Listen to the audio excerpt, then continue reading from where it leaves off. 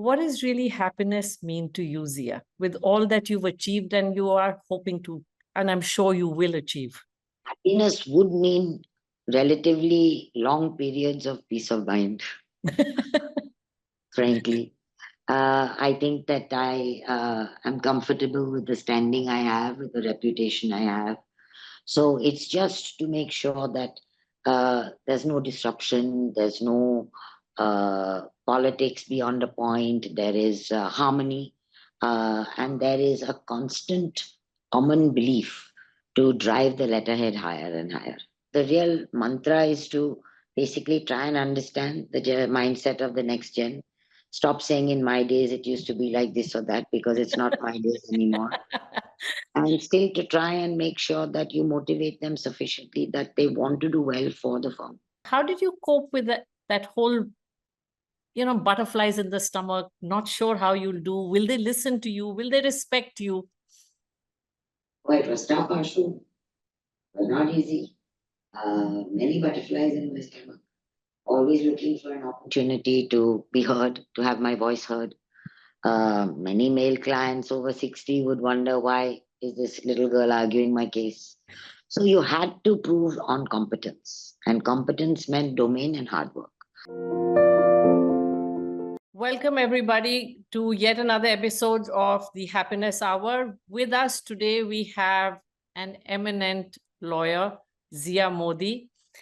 I think words defy me when I introduce her. She's a force to reckon with, a woman of many, many facets, multidimensional, co-founder and managing partner of AZB and Partners, is one of India's foremost corporate attorneys and top women leader, recognized by Fortune India, an eminent practitioner and star individual. Her accolades are just a few compared to her dynamic personality. She has a BA in law from Cambridge and an LLM from Harvard, and is duly qualified to practice law in India and New York. She began her career as a corporate associate in New York office of Baker and McKinsey, worked there for 5 years, and then decided to come back to India to establish the chambers of Zia Mody. But that was, I think, too small a dream for Zia. She then later became AZB Partners in 2004. Zia's skills are unmatched when it comes to mergers and acquisitions, joint ventures, company restructuring, foreign inward investment, and corporate law and related practices. Legal, I would call you. Trusted advisor, the deputy chairman and a non-executive director for HSBC, Asia Pacific Board, Indian director of Ascent Property Fund Trustee, Singapore, independent non-executive director of China Light and Power. I can really just keep going on. But there is a lot more to Zia beyond that, and I would like to explore the lady behind the success. And with that, first, I would like to really ask what I think it's the most natural question to ask. Of course, I know Soli, renowned Soli Sorabji was your father. So you already had law in your blood. But what is it that inspired you to pursue a career in law? And how did you transition to becoming a co-founder or an entrepreneur, really? So thank you, Ashu, for that very flattering introduction. I think the reality is that, sometimes life makes your choices for you. So after I finished my law and my LLM in America, I worked for nearly 5 years with a international firm in New York, Baker and McKenzie. And then I came back to get married. And when I came back, there was no FDI. We were still under the old regime. There was really no corporate M&A practice of the type that we see now. So I actually became a junior counsel, a barrister in court for nearly 10 years. And there I learned, the art of negotiation, withdrawal, attack, strategy, everything you had to do to dance in a courtroom. And that has held me in good stead even today when we sort of moved back to corporate practice. So I would say, a lot of hard work because I hadn't studied a day of Indian law in my life. A lot of nervousness because I was one of the few women in court. If there were more than two, we were lucky. Uh, insecurity about being able to prove myself as a woman arguing in a man's world, and always wanting to be over prepared, therefore always having less sleep. And then when India opened up, a lot of my friends and other law firms turned to me for M&A. And so I couldn't do both. I tried, but I couldn't do both. And so then we started the chambers of Zia Mody with 12 lawyers. And today, in about 20 years plus, we are 650 lawyers. So it's really been a journey. We've grown with India, so to speak. And we've grown in a way that India basically has just allowed foreign direct investment and all our verticals, and we've become, a fairly large, well-known national firm. So the journey's been hard-working, a lot of hours without sleep, a lot of people management. As you grow, you have to manage people more than anything. Talent is your best resource and your only resource. And trust of clients, that they know that you will give them the right advice. It may not be what they want to hear, but it will be a proper risk assessment in a world today that is averse to overly risking their letterhead, their own letterhead. And so that's really been our journey today. Yeah, you sure, I'm sure, make sure that, your clients are safe. And I am very much one of those who is always been assured that I will be safe in your hands. Any memorable case that you worked on or a deal, that really shifted you or your career?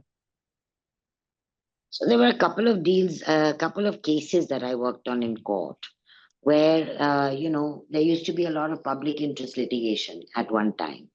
And the public interest litigation guys had no money to hire any seniors. So they hired youngsters like us.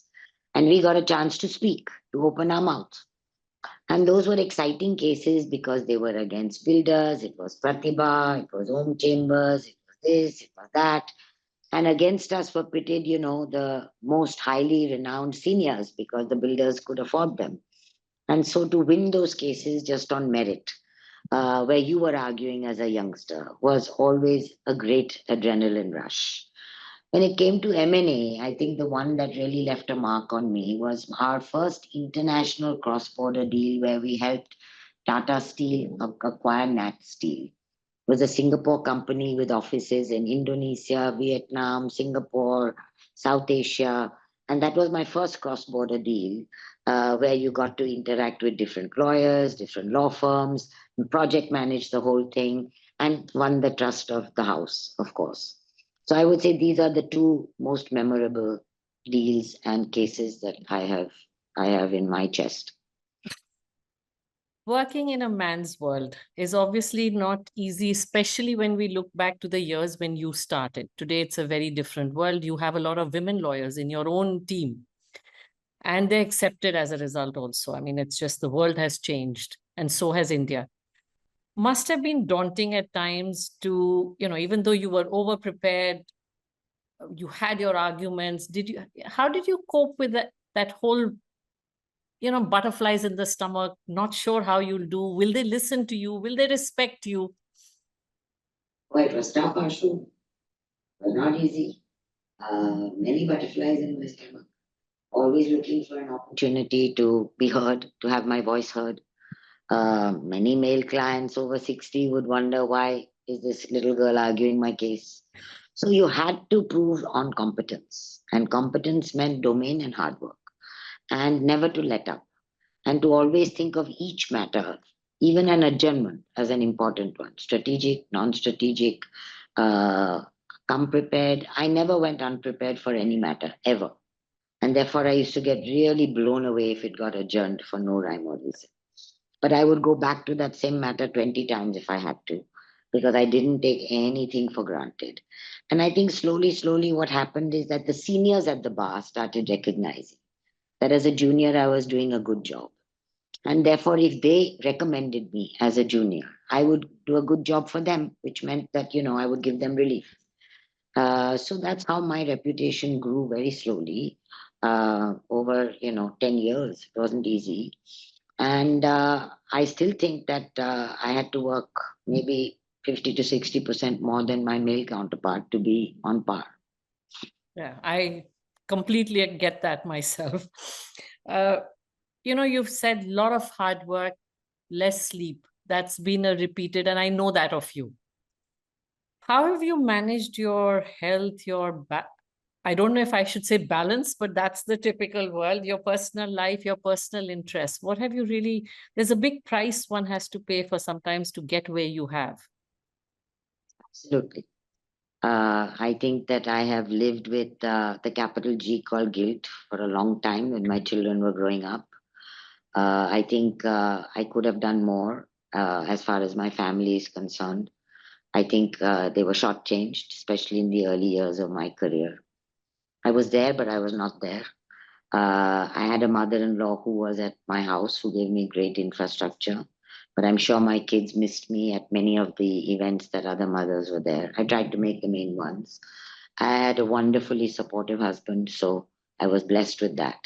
But yeah, I mean, there was no work-life balance. There is still no work-life balance. So that's the way the cookie crumbles. Are you crumbling?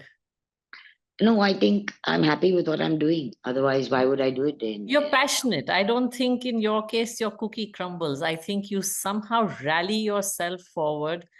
You have that zeal to just keep on at it. I don't know where you get it from, but you seriously do. Yeah. So I'm sure, like you said, getting your husband, your in-laws, everybody to rally, that itself is a lot to get people to support you. Not everybody gets that gift, and you've been very blessed with that. I think so. Uh, How do you really approach uncertainty or change in your life, considering you're always inviting it? You're creating it for yourself. So I'm less happy with change than what I used to be. I've just grown older. But you need to dance to stay in relevant. You need to be nimble when you need to change things around.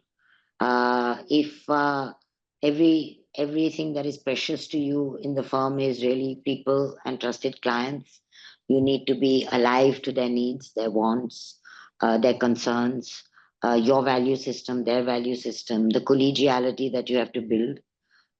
So it's, right now my role, I would say, is really more about people in the firm. I would say 60% I manage people, 40% I manage clients. It still gives me a kick at the end of the day because what you want to be is the best. And I think the firm has reached the stage where it is a brand that everyone recognizes as a go to brand. And that's taken a lot of effort, not just mine. There are so many partners who have contributed to it in really meaningful ways and treat the letterhead as much as part of their asset and treasure as I do mine, which is the main thing.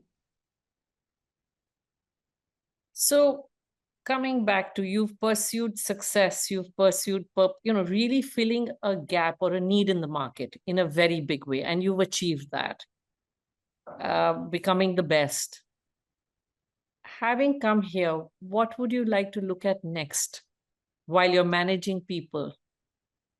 I think to make sure that, the next line of leadership takes the step of institutionalizing the firm more, to develop client relationships much more directly, although they are quite direct right now, to think of new areas and new innovation where we could make a mark, and to make sure that we're never caught wanting.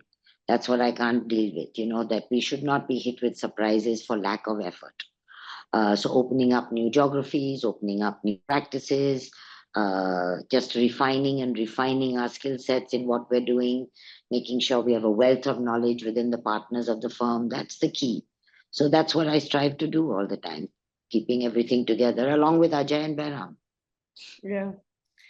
So, institutionalizing, growing. I'm going to ask you a question which I ask all my uh, guests. What does really happiness mean to you, Zia, with all that you've achieved and you are hoping to, and I'm sure you will achieve? Happiness would mean relatively long periods of peace of mind, frankly. I think that I am comfortable with the standing I have, with the reputation I have. But it's just not wanting any hiccups in the workplace. I don't have any hiccups in my personal life.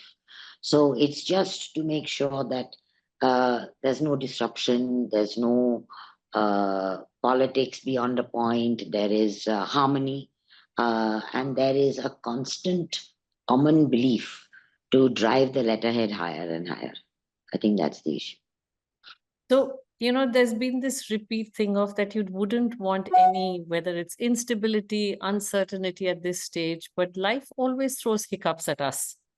What in your leadership or culture of the organization have you really done to make it such that it is able to sustain all these hiccups?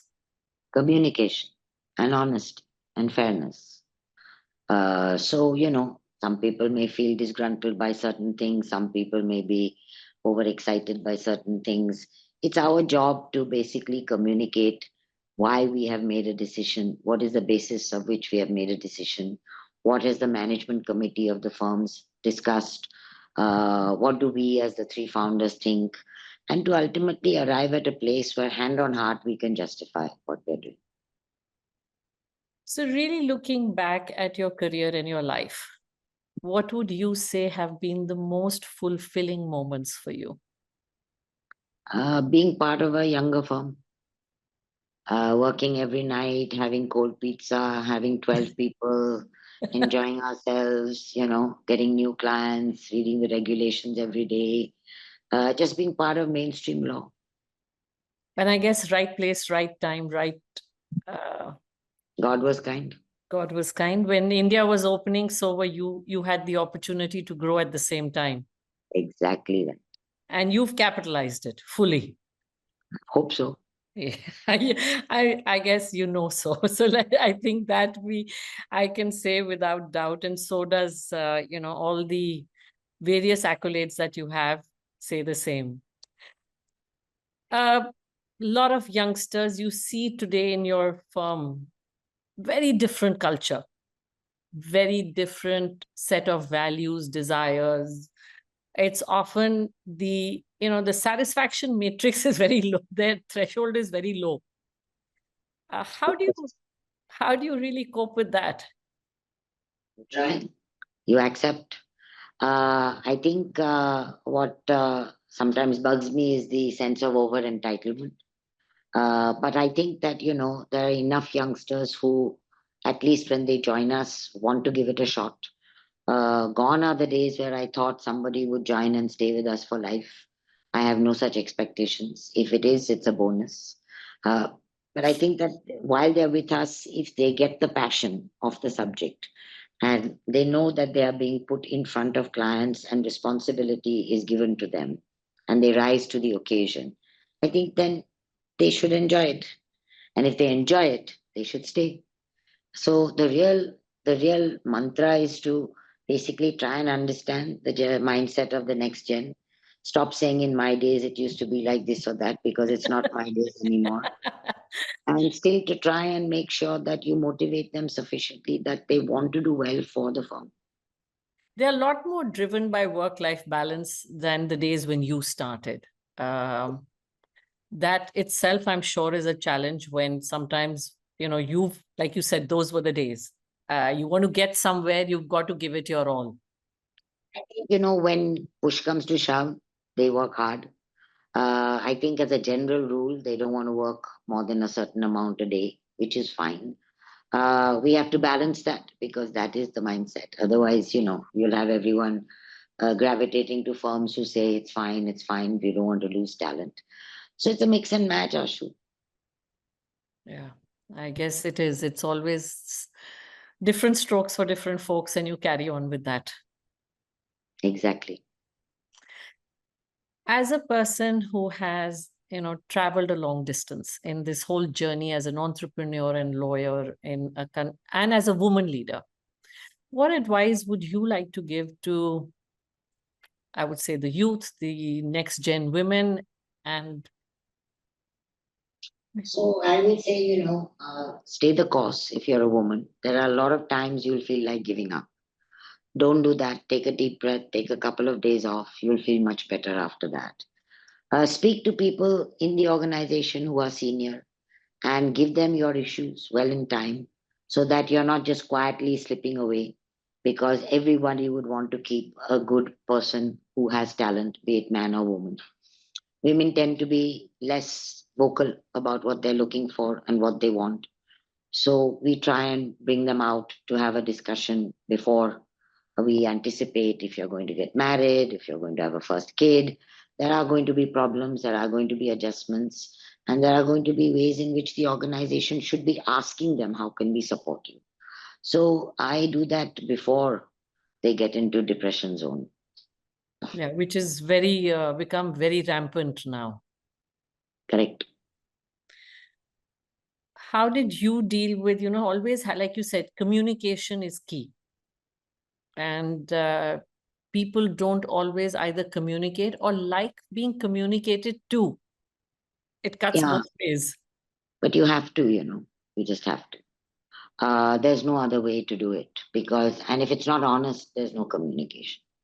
And I think if you say it in the right way for the benefit of the firm, for the benefit of the individual, and it is genuine and that is perceived as genuine, then I find 90% of the time most people believe you.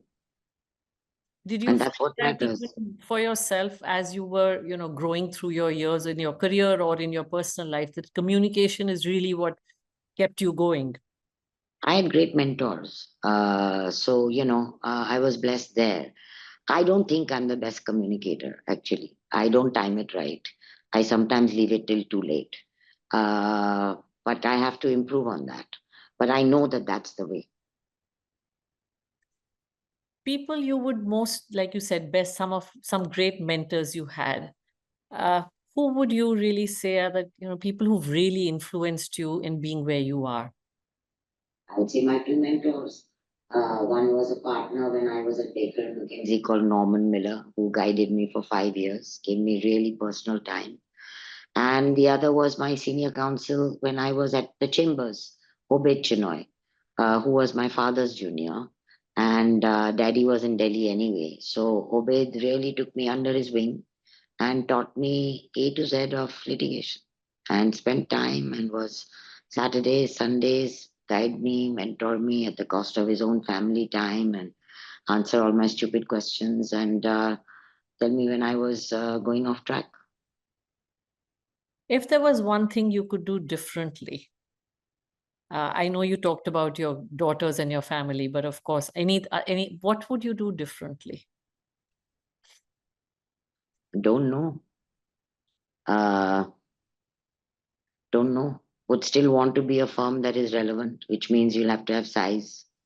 So the 12 days, 12 people days are long gone. What I would like to do is maybe spend more time on two things. One is to do meaningful advocacy, where there are pain points which need to be removed and to get an audience before the right people, but to invest time in it myself before that. The second is, frankly, Ashu, to spend more time as being a Baha'i. I'm a Baha'i by religion. Apart from doing just the obligatory tick marks, I really don't do anything more, and my mother keeps hounding me about my soul.